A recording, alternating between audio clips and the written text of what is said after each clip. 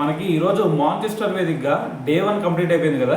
So మరి day 1 visuals కనుక మనం ఒక్కసారి చూసుకుంటే ఫస్ట్ టాస్ గెలిచిన ఇంగ్లాండ్ టీం వాళ్ళు ఓవర్ క్యాస్ట్ కండిషన్స్ ఉన్నాయని చెప్పేసి ఫస్ట్ ఫీల్డింగ్ తీసుకోవడం జరిగింది.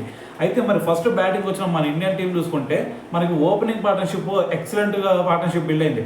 ఎందుకంటే వీళ్ళిద్దరి మధ్య ఫస్ట్ సెషన్లోనే దాదాపు 75 రన్స్ వరకు కొట్టారు.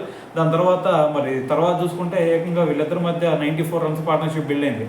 సో మరి ఎప్పుడైతే 94 రన్స్ పార్ట్నర్షిప్ బిల్డ్ అయిందో 46 రన్స్ చేసిన కేఎల్ రాహుల్ మరి క్రిస్ వోక్స్ బౌలింగ్లో మరి జాక్ రాలీకి క్యాచ్ ఇచ్చి అవుట్ అవడం జరిగింది. సో దాని తర్వాత చూసుకుంటే వరుసగా 2 వికెట్లు పడిపోయినాయి మనకి. సో దాని తర్వాత 56 రన్స్ చేసిన ఎస్ఎస్వి జైస్వాల్ అవుట్ అయిపోయాడు.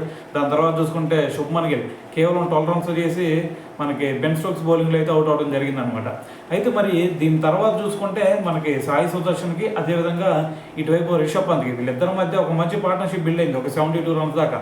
అయితే ఎప్పుడైతే 37 రన్స్ చేశాడు ఇటువైపు మనకి రిషబ్ పంత్, అప్పుడు మరి క్రిస్ వోక్స్ బౌలింగ్లో ఒక రివర్స్ స్వీప్ ఆడదామని చెప్పేసి ట్రై చేస్తే అది కాలుకు వచ్చి తగిలింది. సో దాంతో మరి గట్టిగా తగిలినట్టు అనిపించింది. సో దాంతో మరి గ్రౌండ్ నుంచి బయటికి వెళ్ళలేని స్టేజ్లో కూడా మరి బయటికి తీసుకెళ్లాల్సి వచ్చింది అతన్ని. సో మరి చూస్తుంటే కొంచెం గట్టిగానే తగిలింది అనిపిస్తుంది. ఈ ఇంజురీ కనుక కొంచెం ఎక్కువగా ఉందంటే ఖచ్చితంగా మన ఇండియన్ టీం రిషబ్ పంత్ను కోల్పోయినట్టే. సో మరి రిషబ్ పంత్ కనుక మిస్ అయ్యాడంటే ఈ టెస్ట్లో సో మరి మనకి మంచి ఫామ్లో ఉన్నాడు ఒక పక్కన చూస్తుంటే రిషబ్ పంత్. సో అతను కనుక మనం మిస్ అయ్యామంటే ఇక ఈ మ్యాచ్ గెలవడం కూడా కొంచెం కష్టం అనే చెప్పాలి. సో అయితే మరి దాని తర్వాత చూసుకుంటే మనకి జడేజా ఎప్పుడైతే రిషబ్ పంత్ బయటికి వెళ్ళిపోయాడో వెంటనే మనకి జడేజా లోపలికి వచ్చాడు.